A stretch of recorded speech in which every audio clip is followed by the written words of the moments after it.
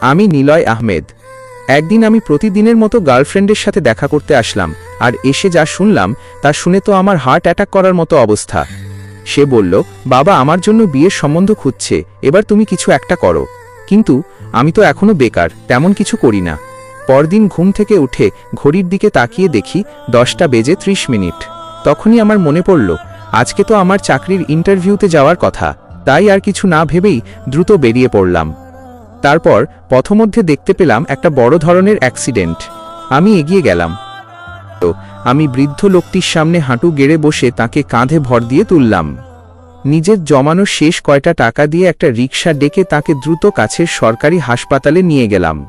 জরুরি বিভাগে নিয়ে গিয়ে ড্রেসিং করানো এবং প্রাথমিক চিকিৎসার ব্যবস্থা করতে করতে ঘড়ির দিকে তাকিয়ে দেখি ইন্টারভিউয়ের নির্ধারিত সময় পার হয়ে গেছে আধ ঘন্টা আগেই। বুকের ভেতরটা খাঁ খাঁ করে উঠল।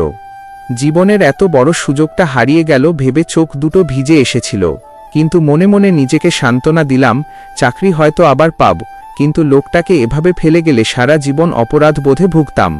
হাসপাতালে লোকটির এক স্বজন আসার পর আমি সেখান থেকে বের হয়ে ভগ্ন হৃদয়ে সেই অফিসের দিকে রওনা হলাম। ভাবলাম, যদি একবার শেষ সুযোগ পাওয়া যায়। অফিসে পৌঁছাতেই সিকিউরিটি এবং ম্যানেজার আমাকে বললেন, আপনি এত দেরি করলেন কেন? ইন্টারভিউ তো শেষ। আমি মাথা নিচু করে সততার সাথে সত্য ঘটনাটা খুলে বললাম এবং ক্ষমা চেয়ে চলে আসতে নিলাম। ঠিক তখনই ভেতরের রুম থেকে বের হয়ে এলেন একজন মধ্যবয়সী ভদ্রলোক। তিনি ইন্টারভিউ বোর্ডের মূল চেয়ারম্যান।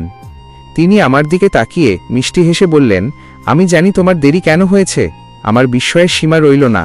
চেয়ারম্যান সাহেব নিজের ফোনের একটি ছবি দেখালেন। সেটি সেই হাসপাতালের দৃশ্য, যা সেখানে থাকা এক পথচারী তুলে সোশ্যাল মিডিয়ায় শেয়ার করেছিলেন।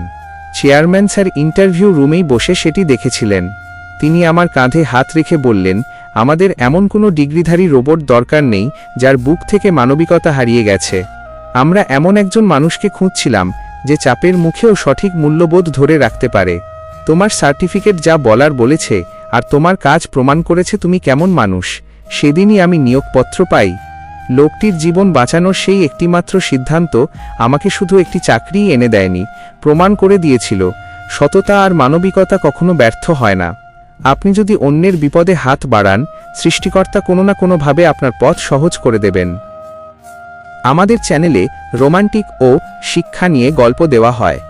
আরও বেশি আকর্ষণীয় গল্পগুলো শুনতে চ্যানেলটি সাবস্ক্রাইব করে রাখুন। চাকরি পাবার পর আমার প্রিয়জনের সাথে আমার পারিবারিকভাবেই বিয়ে সম্পন্ন হলো। আর হ্যাঁ, আপনাদের সবাইকে আমার বিয়ের দাওয়াত রইল। আজকের মতো এই পর্যন্তই। ধন্যবাদ, ভালো থাকবেন।